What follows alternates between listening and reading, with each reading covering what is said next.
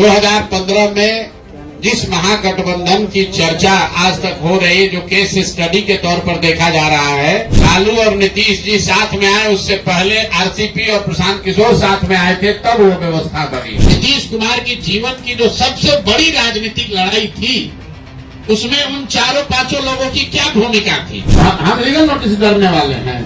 हमने कहा ये वही आदमी है जो कांग्रेस के अध्यक्ष रहते हुए ये हिम्मत नहीं होती थी कि लालू जी के घर जाएं। जब वो मानसिक तौर पर सजग थे, सचेत थे, मजबूत थे, तब उन्होंने आरसीपी सिंह को रखा था, प्रशांत किशोर को रखा था। मुझे कुछ साथियों ने कल बताया कि पत्रकार बंधु कह रहे हैं कि भैया कैंप में आप प्रेस कॉन्फ्रेंस करते हो, वहाँ गर्मी बहुत लगता है, तो भैया कभी कभी आप लोग भी गर्मी का मजा लीजिए, ताकि बिहार की जनता किस परिस्थिति में रह रही है उसका एहसास आपको पहले से भी है, थोड़ा थोड़ा उसका अनुभव हम लोग को साथ में भी मिलकर करना चाहिए।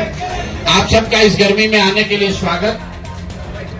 और सबसे पहले दिल से अपने बड़े भाई आरसीपी सिंह साहब का इस व्यवस्था बदलाव के अभियान में जुड़ने के लिए, साथी बनने के लिए इनका हृदय से धन्यवाद कर रहा हूं, इनका आभार व्यक्त कर रहा हूं।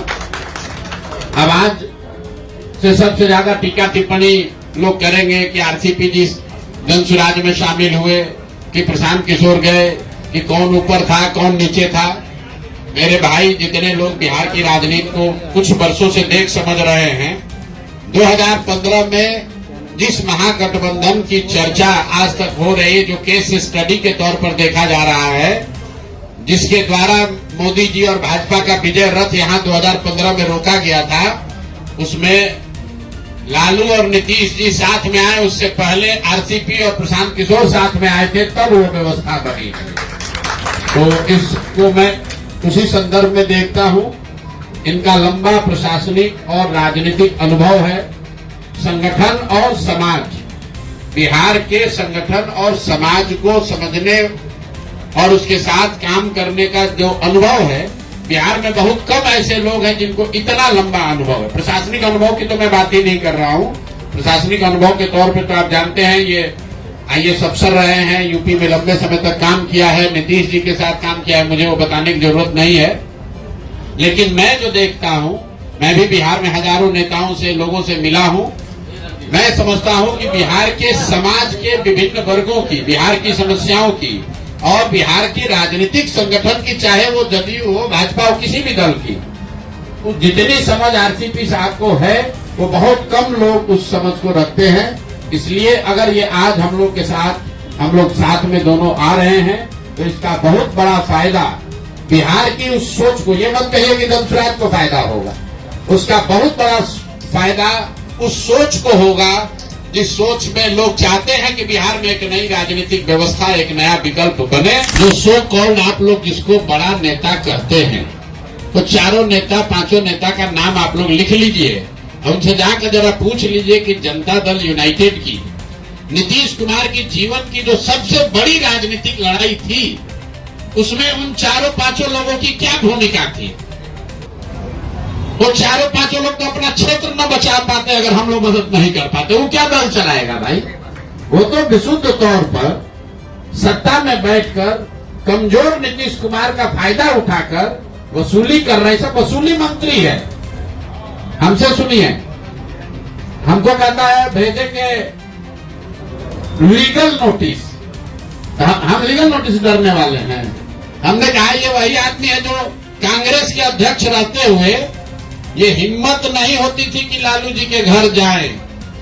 जब गठबंधन की बात हुई, तो यही आरसीपी सिंह है जो जाकर कहे कांग्रेस को 40, तो लालू जी ने कहा कि आरसीपी हम लोग के साथ धोखा कर दिया है।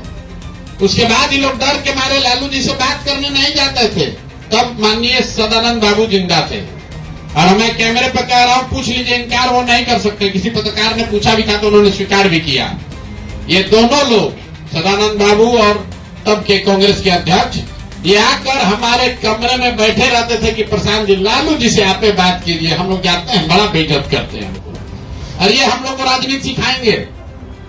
मेरे भाई, बस नीतीश कुमार अगर शारीरिक मानसिक तौर पर आज सचेत रहते, तो इन लोगों की जो स्थिति पहले थी वही स्थिति आज भी रहती। जब वो मानसिक तौर पर सजग थे, सचेत थे, मजबूत थे, तब उन्होंने आरसीपी सिंह को रखा था, प्रशांत किशोर को रखा था।